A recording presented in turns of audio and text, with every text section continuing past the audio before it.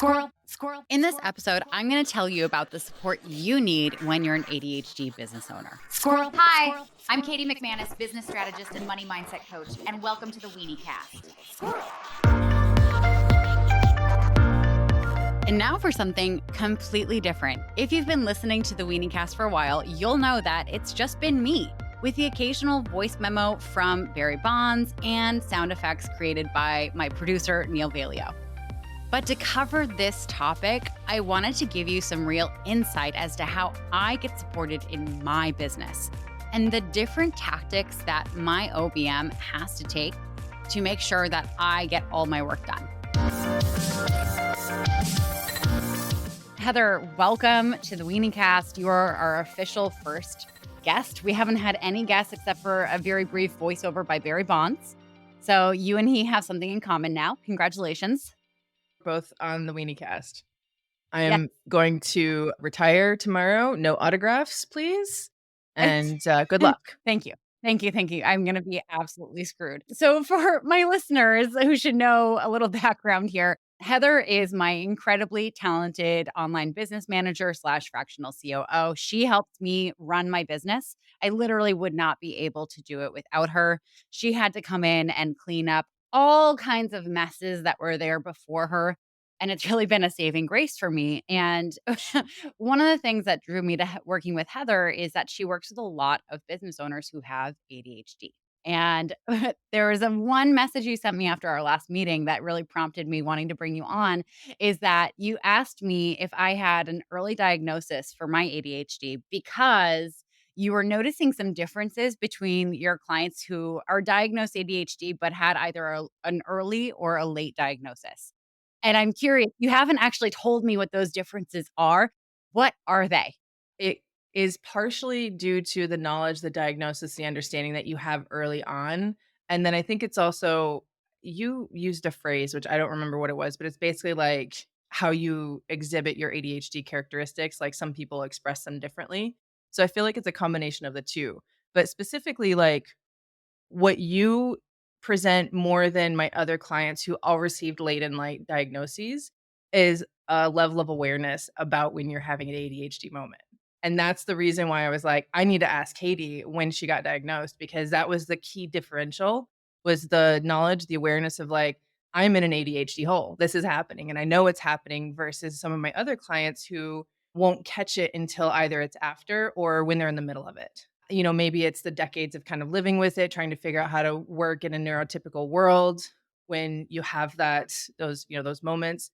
You know, it could be personality type, it could be how you express it. I'm not really sure, but there is definitely a pattern that I notice in your management of your ADHD versus the other clients that I have who have it as well. So it's just interesting to me. Well, and it's so funny because I don't even know if I do it consciously. If I'm aware, because you say that and I'm like, maybe I do that, but I don't remember having those conversations with you where I'm like, here, and maybe like it's just where I'm saying I'm stuck in this. I would say it's partially those moments, and then also too where you're like, I'm in a state of overwhelm, right? Like those moments you'll be like, I'm overwhelmed. Like what help me prioritize, right? Like those moments of saying, it's almost like the moments of outreach actually, where you're like, this is what's happening. I'm stuck. I'm overwhelmed. I'm, gonna do everything possible to get a dopamine hit before I go and do this thing that I have to do. Those moments of just personal observation, I actually don't see a ton of that in the rest of my client base.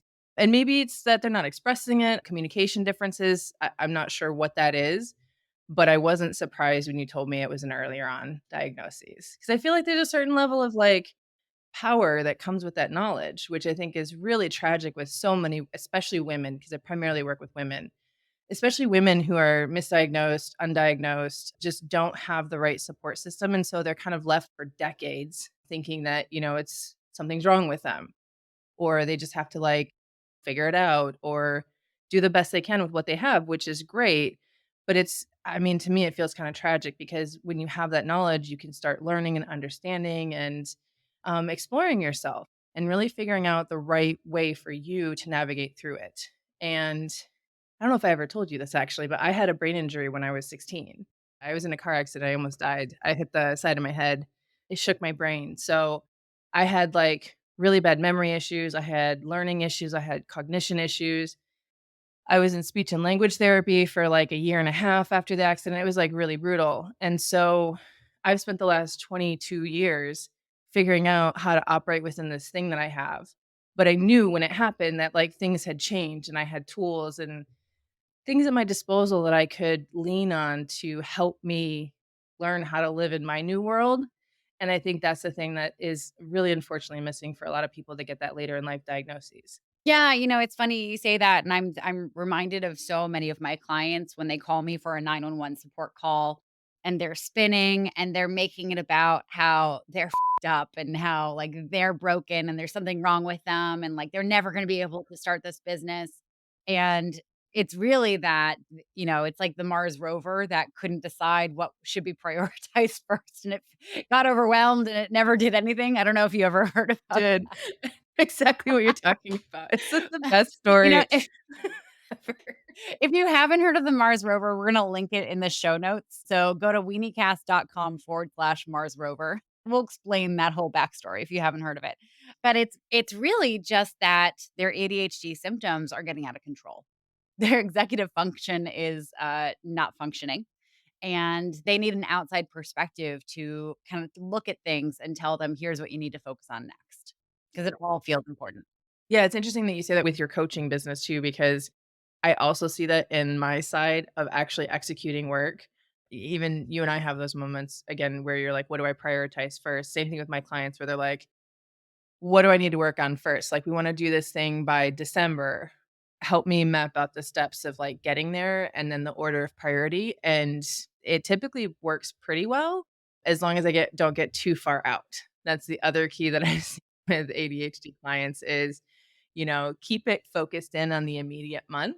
Because if you start looking at next month and the month after, I feel like there's a component of executive dysfunction that comes in and it's like, I'm overwhelmed now. I'm not doing any of it. And it's just like, no, no, no, no. Like, let's just look at step one. Stop worrying about, step 10. Well, and what you're describing is those layered tasks, like instead of just focusing on that next step, you make it about the 7 steps that need to happen until you can do that final step. And then that's really where you just get stuck. You can't start on the first thing because it becomes this massive project. Yep, yep, exactly. And the other thing too that I've employed, and I actually picked this up from you when we had our meetings, is when I do have meetings with my ADHD clients, I go fast because going too slow is like almost like attention drifts. Like I don't know exactly what it is, but it's almost like the more chaotic the call is, the better it is because we get more done. And I just have to like kind of lean into that and allow it to kind of run all over and, jump topics 16 times because I have the capacity with my team. And also because I use things like note takers and recorders and things that I can go back to and revisit and be like, okay, what do we actually say here? So I stopped trying to structure and control and like run the calls in the way that serves me. And I really run my calls in the way that serves my clients. And then I'll go in after and like figure out what do I do next? Where does my team start? What do we do next? As long as my clients are getting off the calls saying, okay, I know what I have to do. I'll figure it out on the back end with my team. Our calls are very much like, here's what we covered last week and here's kind of what we need to do. And me saying, yeah, yeah, yeah, yeah. And then, oh my God, I remembered the thing that I wanted to talk to you about that I thought about in the shower this morning that I forgot to jot down. And then we're constantly bouncing around like that. It is super helpful though, because, when you have ADHD, like, yes, best intentions, like you have a thought, you note it down.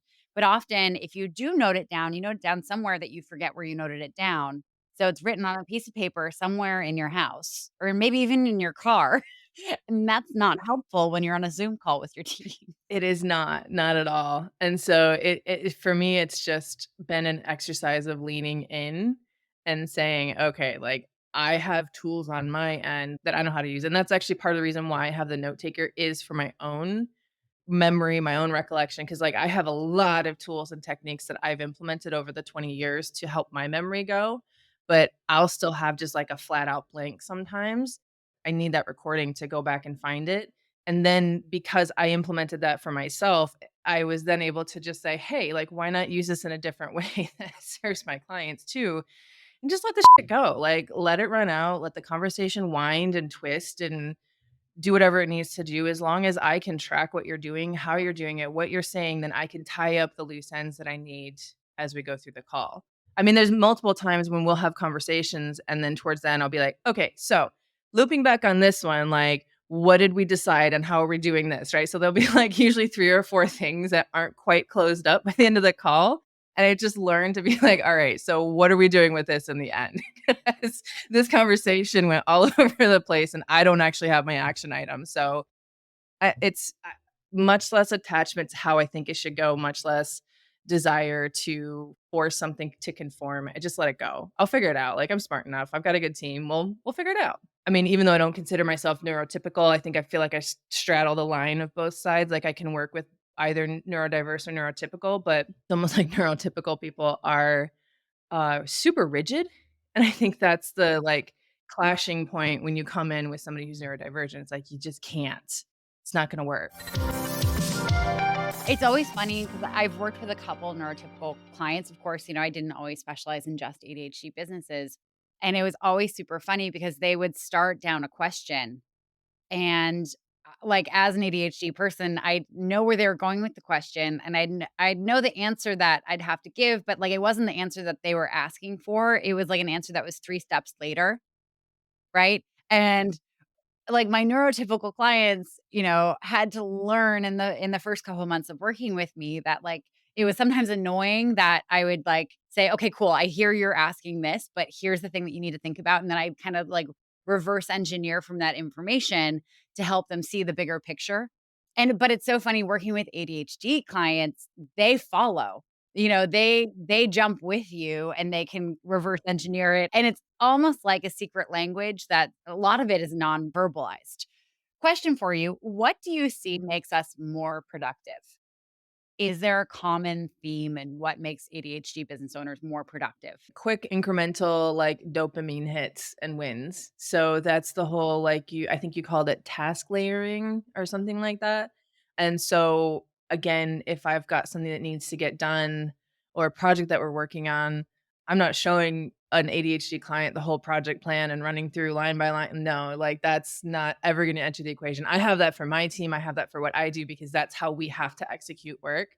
But for one of my ADHD clients, it's literally having like a zap that triggers an email notification to her email saying somebody signed up. That's a dopamine hit because, like, oh, I just made a tiny sale on this. And so those moments of, I think, trying to like proactively support somebody to get the things that they need will then balance out those moments of like, I have to do the thing I don't want to do. And to be fair, I mean, like, there is no forcing it. If it's something that somebody doesn't want to get done, like, we will try usually 3 times and then move on. So it's like reached out once, reached out twice, reached out a third time, and then we're gonna just pause on that and then move to a different project so that we can actually keep the ball moving. So I try to do as much of the task layering as possible. I try to build in as much dopamine, like the quick hits that I can as possible. If it's not gonna happen, it's not gonna happen. And I think it's doing a disservice to the work that I do and for my client base if I were to just get kind of like hyper focused on something and say like, no, this has to get done. I mean, if it's 80 to 90% there, then okay, we'll come back to it later and we'll start working on this other project that we got to get done this month. Like it's not going to hurt anybody to do that.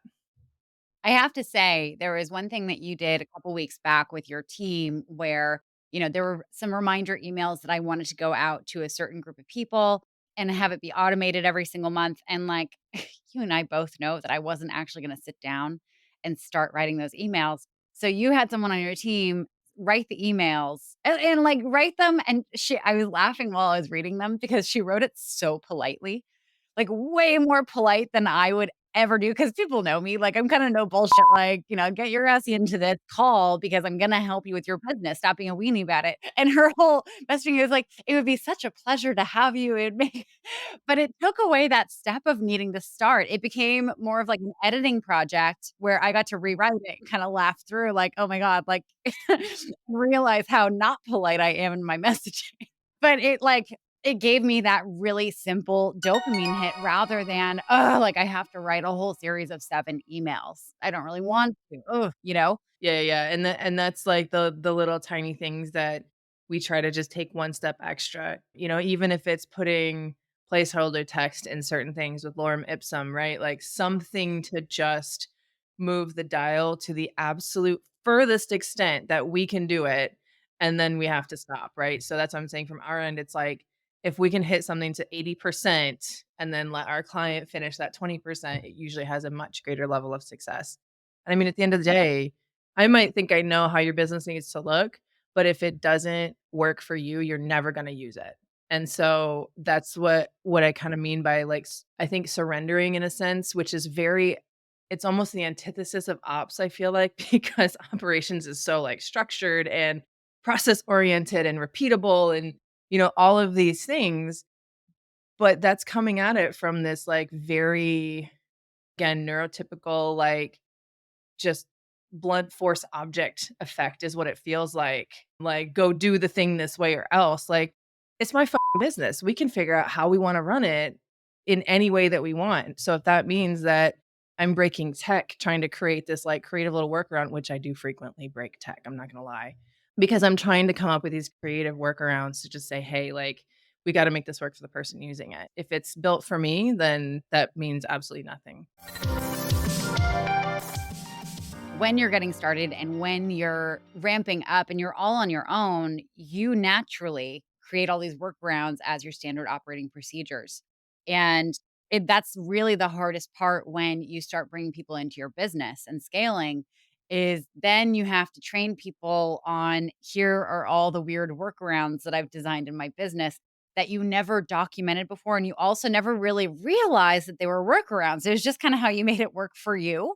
Something that every single business owner needs to be aware of when they're thinking of scaling, that there's gonna be kind of that lag time where people have to catch up with you, and then also they're gonna see better ways for things to be done. Right? You figured out a workaround with your, like, limited knowledge of how this tool could be used, and that was one of the things I loved about our first call was, you immediately followed up with, I heard you wanted, X tool to do these certain things. This tool actually can't do it. The tool that you've been using, there's a reason it sucks, and here's another option for you that checks all the boxes." Yeah, absolutely. Give the value, right? Like, I approach what I do very freely. Like, I've learned what I've learned over 20 years.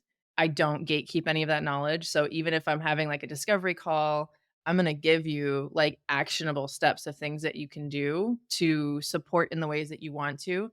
At the end of the day, it's this is going to sound probably a little bit arrogant, but like not you, Katie, but if you, the general populace, could do what I do, you would do it. So my knowledge isn't gate kept for that reason. Because if you can do it, wonderful. I want you to do it. But if you can't, you know where to find me, and then you can hire me. So that's my approach to it. And that's, I mean, a lot of the people that are in our ethos, I think, operate that way. Because, like, when you gatekeep that knowledge, I feel like it's just a fear based mentality almost, where it's like, if I share this, then somebody else is going to take it and then make money off of it. And then they're not going to come hire me. And I'm like, who fing cares? Like, I get hired for my knowledge, my reputation, my team, my intelligence. Like, if there's another group out there that has my exact formula, like, I welcome you to go find them. That's totally cool. There's plenty of work out there, and we're all gonna eat at the end of the day. So I have kind of a side tangent that I wanna go off of because you said something really interesting there about how you can give them the answer of how to do something, and if they can't do it themselves, then they'll come back to you. There's this pride thing that happens for people with ADHD where, they know the things to do, and it's not that they can't do it, it's that they won't do it, right? And there's a big difference, and I think a lot of people with ADHD, especially when they're late diagnosed, it becomes almost a measure of their worthiness and their intelligence. Like, if they can get themselves to do these things that are absolutely miserable for them to do, it becomes a proof of how smart they are. But, where you're going to grow, where you're going to be able to actually expand your business is that you realize, well, it's not that I can't do it. It's that I know that I won't do it. And the best way to continue to grow is to hire someone who actually will do it. right. Yeah, because honestly, like, the thought of supporting a client based the way you do, Katie, I nope, nope. I'm very nope. I'm very back end, like, give me my tech, give me my team, and I'm happy. For me, I can identify in that feeling and that I just could never run, like, a coaching client base like that. I would yeah, I don't have kids, I don't want them, I'm good. Well, it's so funny you say that because the thing that I love most about my business is when people call me with a freak out or they call me needing to figure out how to be creative in a way that they just don't have access to in that moment. And like that's where I thrive. If I had to support people in the way that you support people, I would rip my hair out. I'd be bald. Yeah, meanwhile, I'm like, "Just tell me what you want," and then I translate it to my team, and then they do the work. Like, that's literally how it's set. I mean, to be I do some of the work too, but for me, I'd much rather be kind of like the air traffic controller in the workplace, and, like, how I operate my business is very set up like that. I have 3 staff members that are full-time, and they all have different opposing strengths, and they take different parts of the project every time. Because I just honestly, I can't do it. Like, when I get stuck in the minutia, that's where I start making mistakes. That's not where I belong at all. So I have team members that can do that for me, and I act as almost like a client translator, I feel like, because I have a couple people on my team who are neurodiverse, but again, like the variance specifically with our ADHD clients, like, I don't know if I have, like, the creator gift of gab or, like, if it's the ADHD translator or what it is, but I always understand what you're saying. I always understand what my other clients are saying, and I can take that in and give it to my team so that they can be like, "Okay, cool, we know what to do now." But there is definitely a little bit of a breakdown, like, if I have my team work directly with the clients, it will happen fairly frequently where they'll come back to me and be like, "Hey, I don't know what this means, like, what am I supposed to do with that?" And it's interesting because I think, again, that for me, it comes back to that brain injury, honestly. It did break my ability to use my brain in the way that I originally knew how, and then I had to completely relearn it, and I feel like that process of relearning it gave me this, like, sneak peek into how we at large kind of function and communicate and having to straddle both lines of it, right? Like, almost feeling like this loss of piece of myself that I hadn't known was there. It was just kind of part of how I operated. And now I get to see like other people and work with other people who need that kind of support and may not know exactly how to translate it out to the world at large. And I get to take that in and be like, oh, cool. So this is what you're looking for.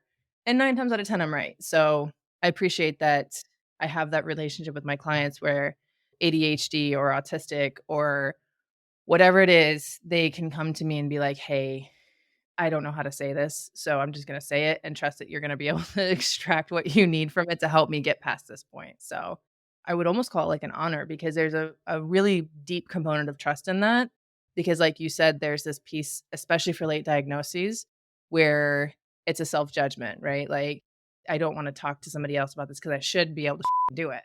Should, could, can't, won't, whatever it is, you get to be the outlet for that, and it feels good, and it's rewarding. You know, as you're describing this, I'm remembering all of our conversations that have been like this, where I just feel like I need to word vomit up a puzzle, an undone puzzle. And when all the pieces are laid on the table, we really just realize that I'm colorblind and I can't actually see like what piece needs to go where. And I'm really just looking for the different shapes, and that becomes so much harder. Whereas you look at it and you see all the colors and you see the similarities and what needs to go where. It's funny that you're mentioning, having a brain injury because I had a brain injury as well in 2017. Yeah, a mild traumatic brain injury from a concussion, and it took me out of work for, like, 8 months, and it's funny looking back, my ADHD was never really that severe. It was really rather mild until after that happened, after I experienced some things that caused PTSD and started a business, which I think all those 3 things exacerbated all of my ADHD symptoms. Yeah. Yeah, that's wild. It's like, almost like it flipped a switch in a sense and kind of, like, exacerbated it to a point. But then at the same time, like, on the other side of it, like, look what you've done and how you get to, lean into your knowledge and help other people, like, that's pretty rad. I like that. What do you see as the main thing that slows ADHD business owners down? Mm, I would say it's self-judgment. It's that it just is, and the reason why I say that one in particular is because I also share in that, and it's my journey is different, right? Because like ADHD is a different journey than a brain injury. But at the same time, like I remember specifically having these moments of why can I not remember this? Like, because it specifically impacted my short term memory. And, it was like over a decade of just like having these kind of gaps and holes. And then I started figuring out different ways to tie memories. I don't know if you've ever seen like, what's it called? I always call it Sherlock. See, this is one of those moments of like, I can't remember the names of things. So I'll come up with like a sub name. You mean mnemonics, like moonwalking with Einstein? That kind of where you're like, I tie it into something else. So the way that there's this show with, oh, it's about Sherlock and it has Lucy Liu in it. And now I can't remember the name of it, but it's about Sherlock. And he talks about his memory specifically.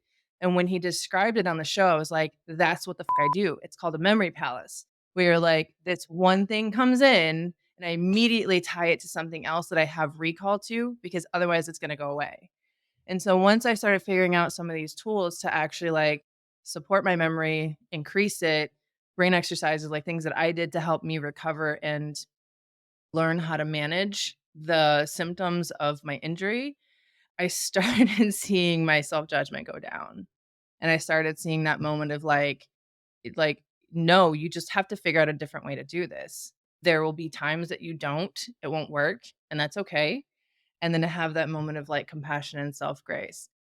But I think that the want to kind of do it the way everybody else does or the way that we think we should inhibits quite a bit. And so the self-judgment affects the mindset, which affects, emotional health and stability and all these other things that, it just becomes a huge blocker. And so shifting the judgment or even just like putting light on it because, shame cannot survive in the light. It can only survive in the dark, right? Like it's the ignoring of the shame that makes it grow and anchor.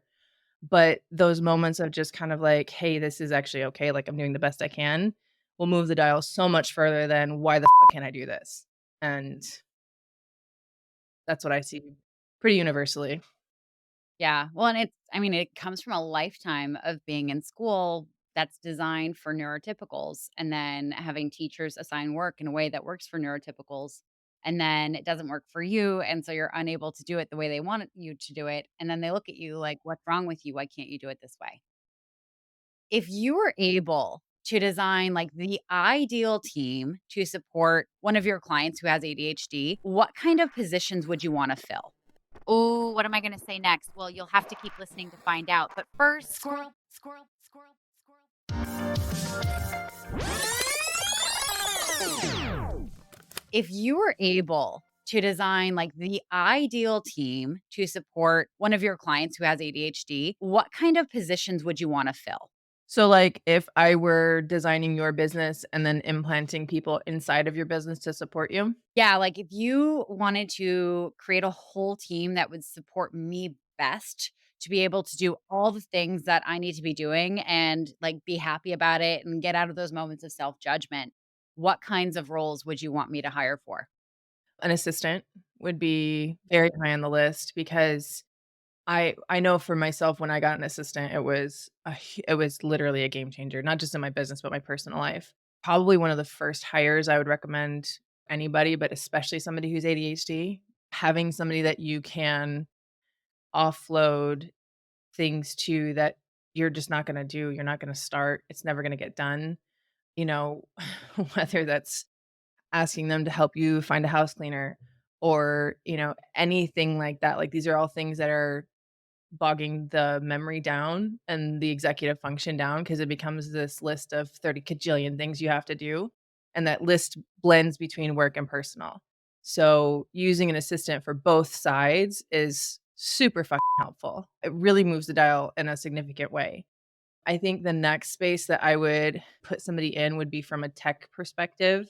So like a tech VA or somebody that can do the things in the systems because I see fairly commonly getting hung on like one or two things and then like can't get it done, can't get the project done and then it gets abandoned. And that's tough, right? Because you've put a lot of energy and effort into it.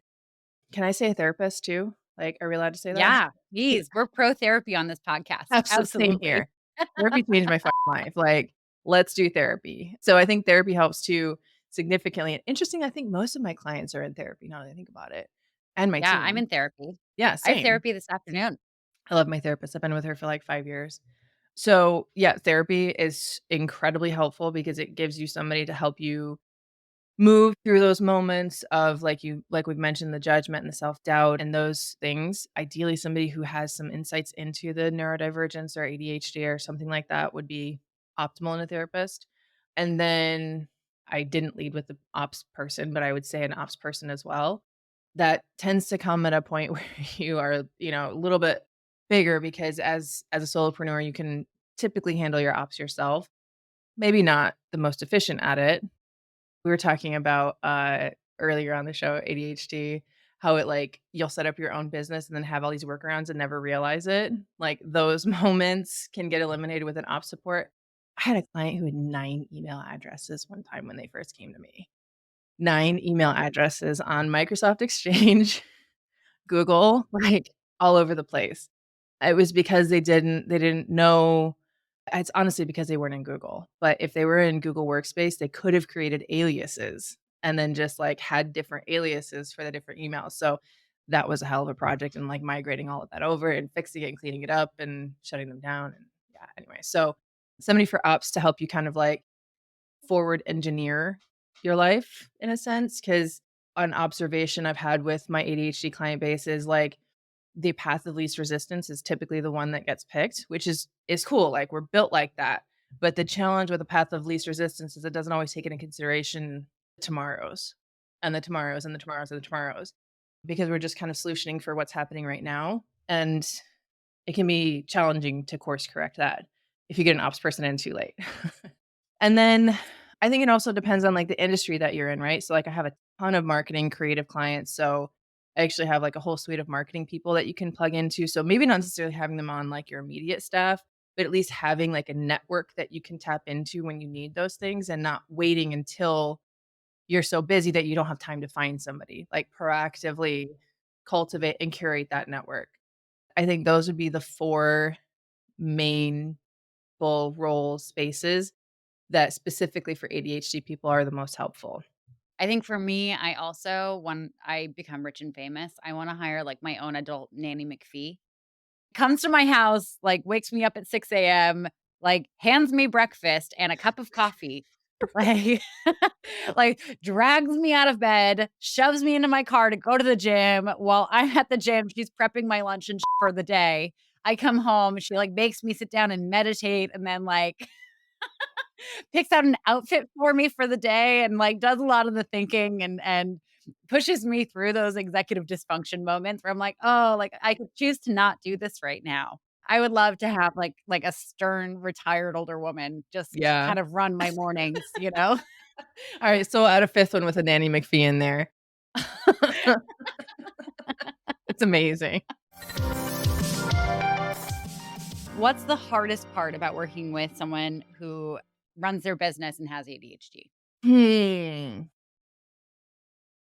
Sometimes knowing which buttons to push and where and when, because it's not consistent. So, like, what could move or motivate somebody last week could change this week. And that's frankly, I think part of the reason why, like, I end up being the translator with my team because 'cause they're like, "Well, we did this last week. Why aren't they responding this week?" And I'm like, life circumstances, lack of sleep, didn't go to the gym, like, who knows what it is that's impacted things. So, I think it's the potentially the feel sometimes of, like, a moving target of, how do we approach this? And that changes all the time. I don't personally like, on a personal level, I don't find that to be super challenging because I like being creative and innovative and having my own skills challenged, and I just look at it more as like a, "How do I make this work this time?" Like, it's just a solutioning for me rather than a, "Fuck this person, they're not doing what they said they were gonna do." Like, that doesn't really enter the equation for me, but I've seen other OBMs and other people that are in ops and in, like, admin spaces just have, like, deep levels of frustration, with my autistic client, one of my other ADHD clients, like, there's just been these moments where their support staff has been like, "I don't even know how to navigate this." And for me, it's more of a like, what do we need to change?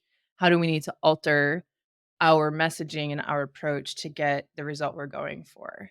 And I don't know if that's a result of the brain injury or if it's just how I operate or what it is, but that is the key differential for us in being able to navigate that challenge. Right. I love that you said that.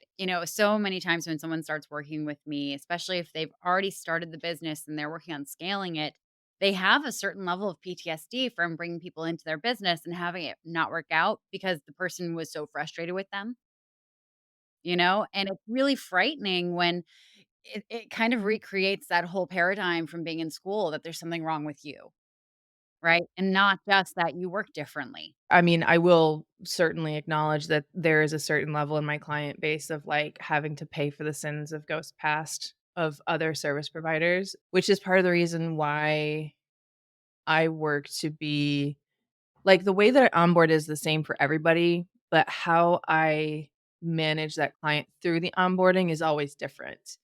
And so I work to be really intentional, especially at first, as we build trust and communication and you get to let go of some of that PTSD and see like, oh hey, this isn't actually how this team works.